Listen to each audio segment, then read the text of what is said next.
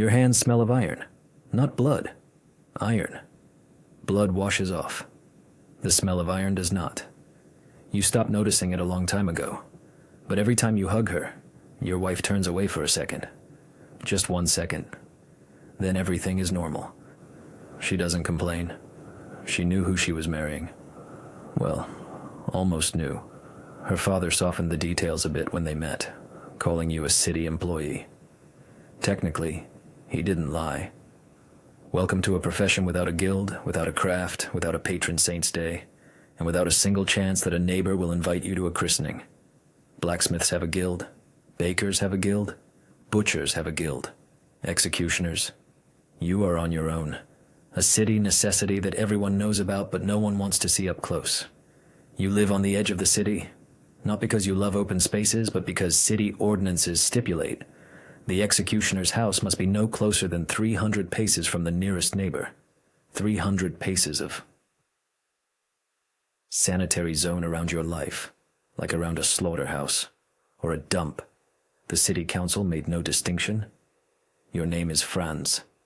Just Franz. No surname, that's part of the package too. A surname signifies belonging to a community, and you don't belong to one. You belong to the city as a well, or a gallows belongs to it. Needed, used, but not invited to visit. There is an unofficial surname. Boys in the market yell after you. Meister Hacke. Master Axe. They yell and scatter. You haven't reacted to it in about 8 years. You stopped reacting around the same time you stopped expecting anyone in the tavern to sit next to you voluntarily.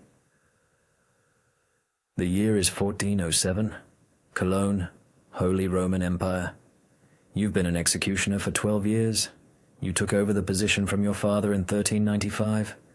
He fell ill. His hand could no longer properly wield the axe, and the city council summoned you and asked simply, "Are you ready?" You said yes. Not because you dreamed of it, but because your family lived on that salary. 8 silver marks a year, the condemned's clothes after the execution, the right to collect fees for minor punishments. To refuse meant casting your mother and sisters out into the world. The economics were simple. 12 years, around 40 executions. You didn't count specifically, but you remember roughly each one, plus several hundred minor punishments. Branding, cutting off an ear or a hand, flogging. The minor ones are almost a craft, a habit, a routine. You come, you do it, you leave. The major ones are different. You remember the major ones by name. Margaret is your wife, the daughter of a tanner from Aachen. Tanners, by the way, are also not in high favor with townspeople. The smell of their trade doesn't lend itself to social success. So her father agreed to you after some deliberation. His logic, it couldn't get any worse, and the salary was stable. A practical man. 3 children. Klaus, 9 years old. Anna, 7. Little Peter, 4. Klaus already understands that his father's job explains why he isn't allowed to play in the yard with the other boys. He hasn't asked aloud yet.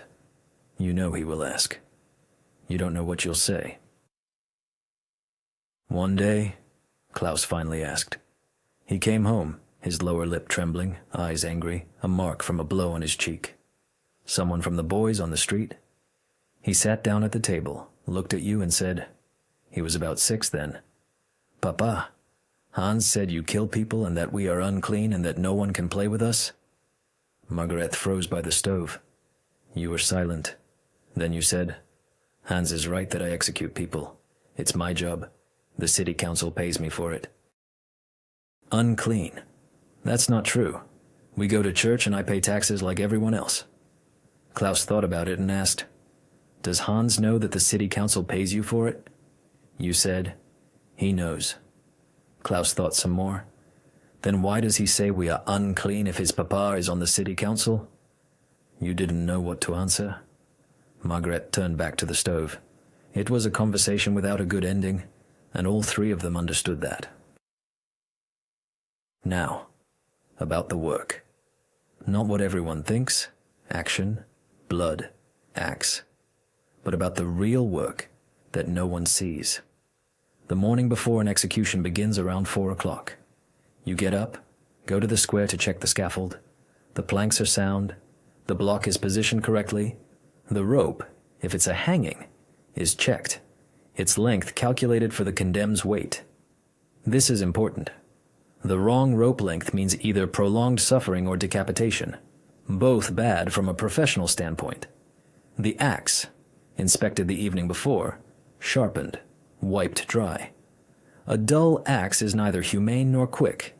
It's several blows instead of one, and a scandal across the entire square.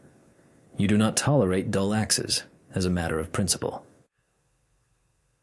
Then, you go to the prison to retrieve the condemned.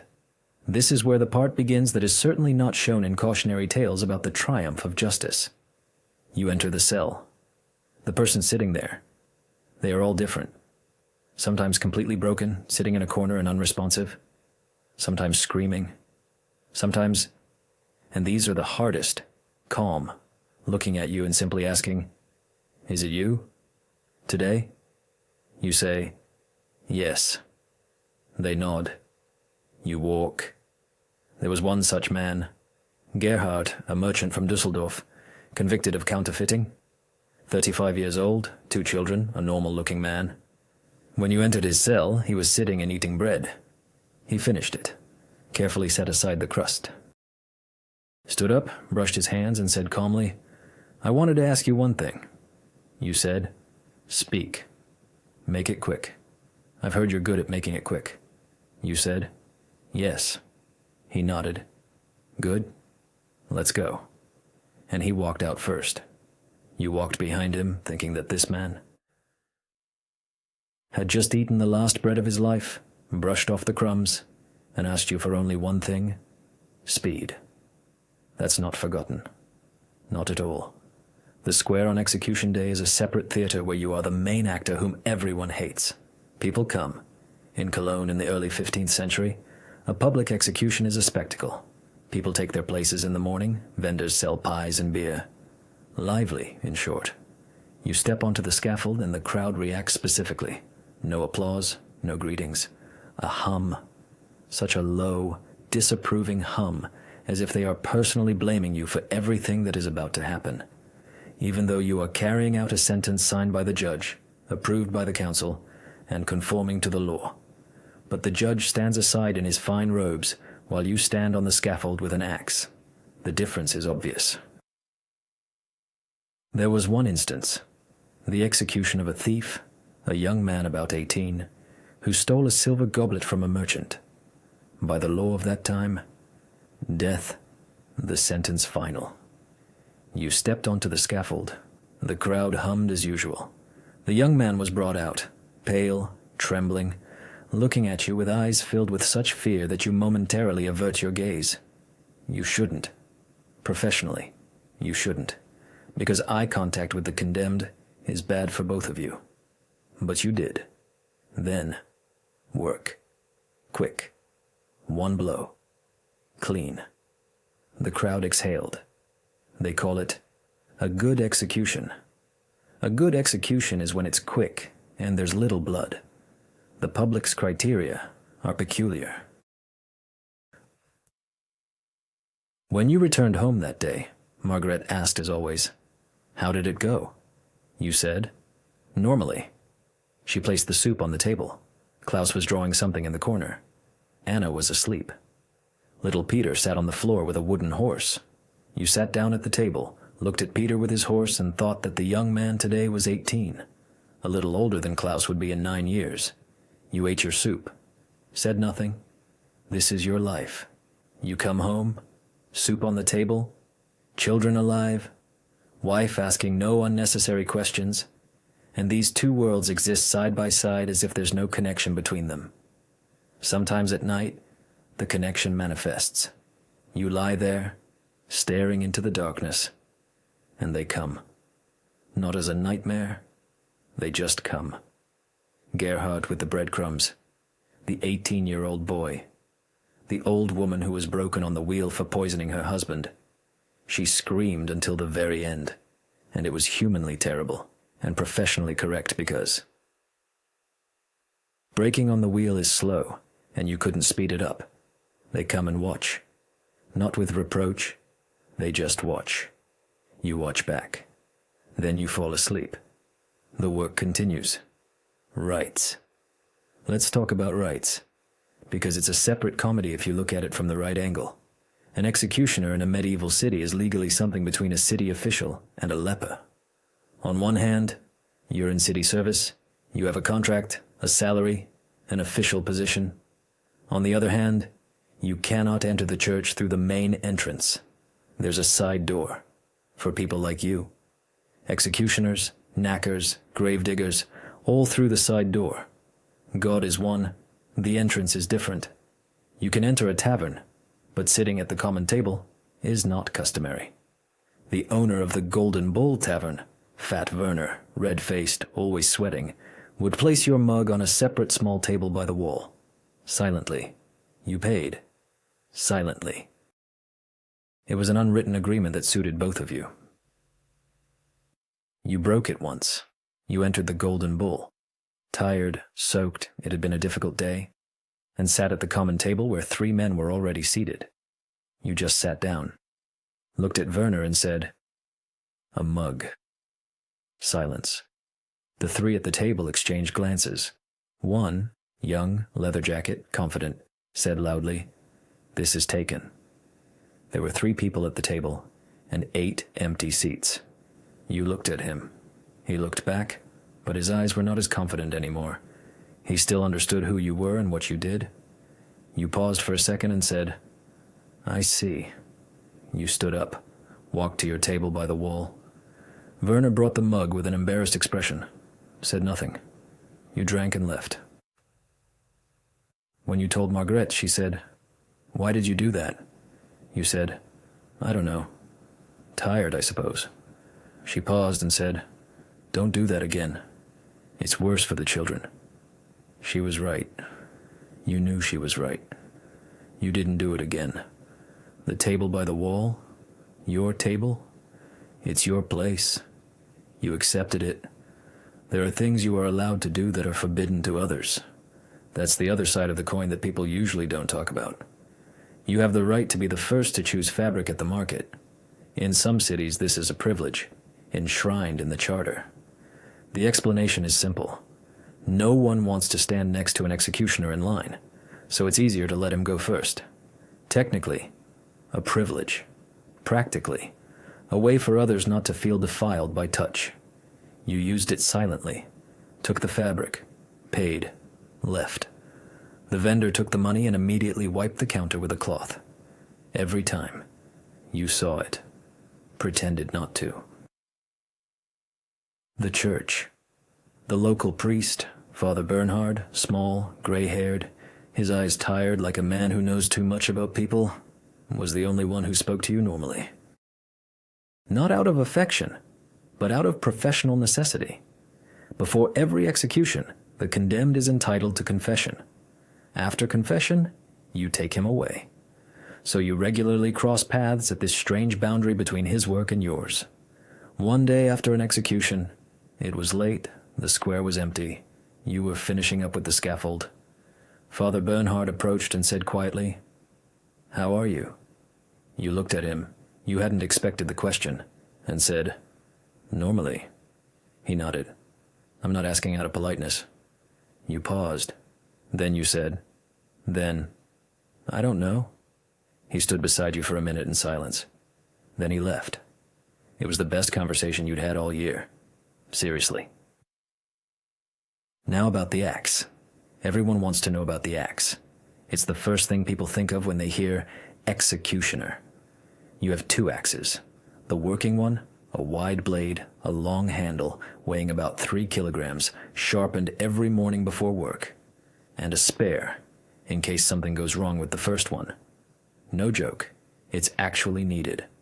Once the handle cracked after the first blow, fortunately, the blow was clean, and the spare wasn't needed. But since then, the spare is always nearby. Professionalism means anticipating what shouldn't happen.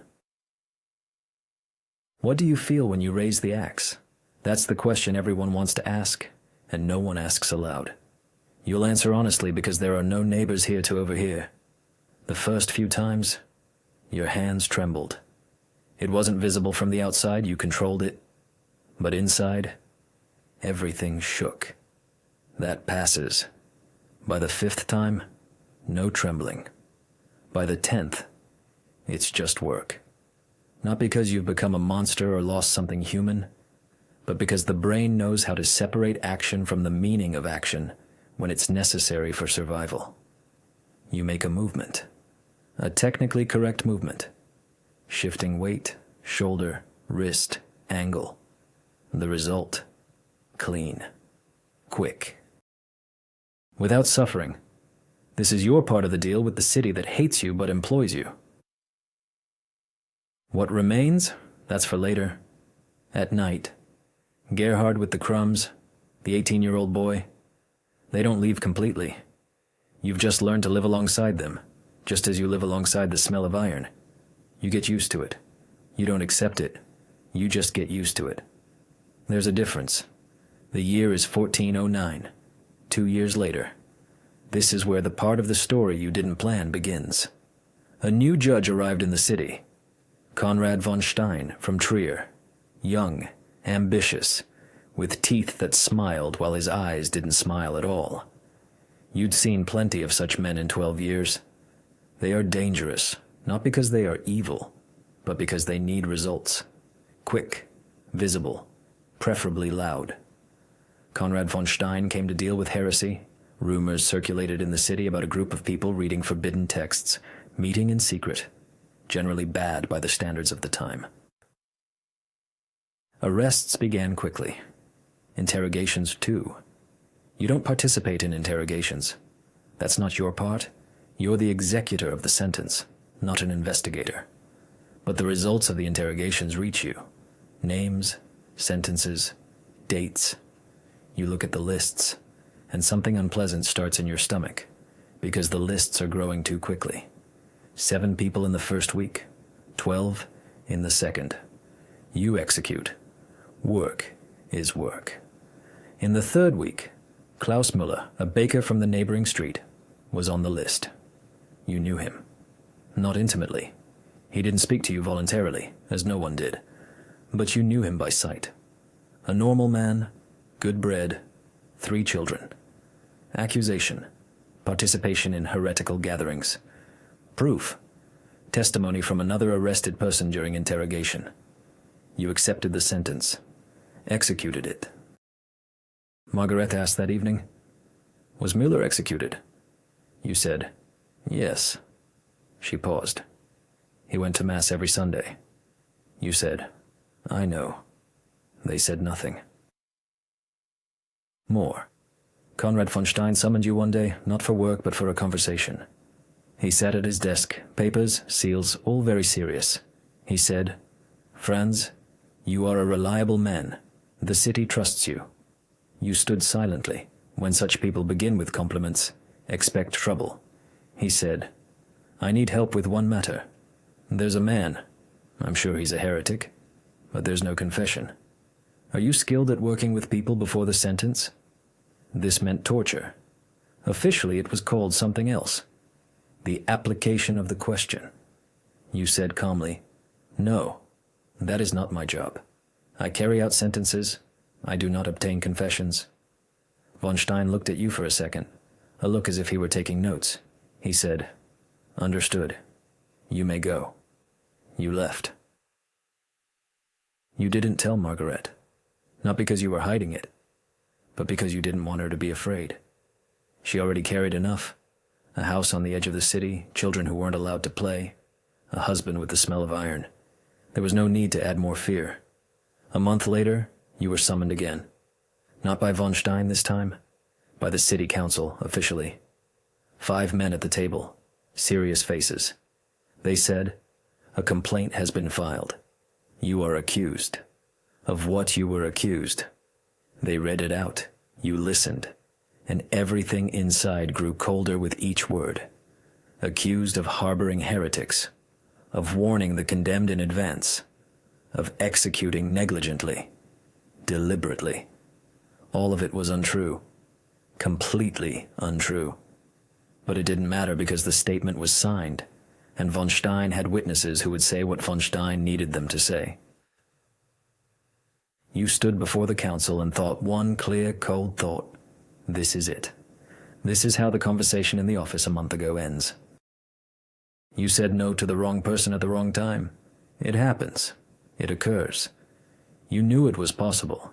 You just didn't think it would be so quick. You were taken into custody right there. The guards, 2 of them. You knew their faces. They knew yours too. Led you through the city and looked away. The prison. The same one you'd visited for 12 years to collect the condemned. The cell. Smaller than it seemed from the outside. It smelled of straw and dampness. You sat in the corner. Margaret came the next day. The guard let her in. A wife was allowed. She entered, looked at you, sat beside you. She didn't cry. Margaret never cried in front of people. It was her principle. She was silent for a moment. Then she said, "The children know you're here?" Klaus asked if you come home. You said, "I don't know." She nodded. She already knew the answer. She just wanted to hear it from you. She said, "I went to Father Bernhard. He said he would pray." You said, "Good." She took your hand, the hand that smelled of iron which no longer mattered, and held it silently for a minute. Then she stood up and left. The guard closed the door. The trial was quick. 3 days. Witnesses said what needed to be said. You defended yourself, calmly, factually, without hysteria. It didn't help. The sentence, death. The city council approved it. An executioner for the sentence was called from a neighboring city, from Aachen. Young, about 25, inexperienced in his movements. You looked at him when he entered the cell and thought, the axe isn't sharp enough. You could tell by how he held it. This was a professional thought from an executioner looking at an executioner, the last professional thought of your life. The young man looked at you and said awkwardly, You're Franz? You said, "Yes." He was silent for a second. Then, "I've heard of you. They say you're the best in the Rhineland." You looked at him. Said, "Sharpen the axe." He blushed. Said, "It is sharpened." You said, "No? Sharpen it? You have time?" He left. He returned 20 minutes later. The axe was better. Not perfect, but better. You nodded. The square. The scaffold you knew like the back of your hand. Every plank, every nail. The block was positioned correctly. You yourself had once explained to the carpenter how to set it. People came. Many, more than usual. It was interesting to see an executioner executed. That didn't happen often. Vendors sold pies. Life went on. You stepped onto the scaffold and the crowd fell silent. It didn't hum as usual. It went completely silent. This was different. This was worse. A hum was indifference. Silence was attention.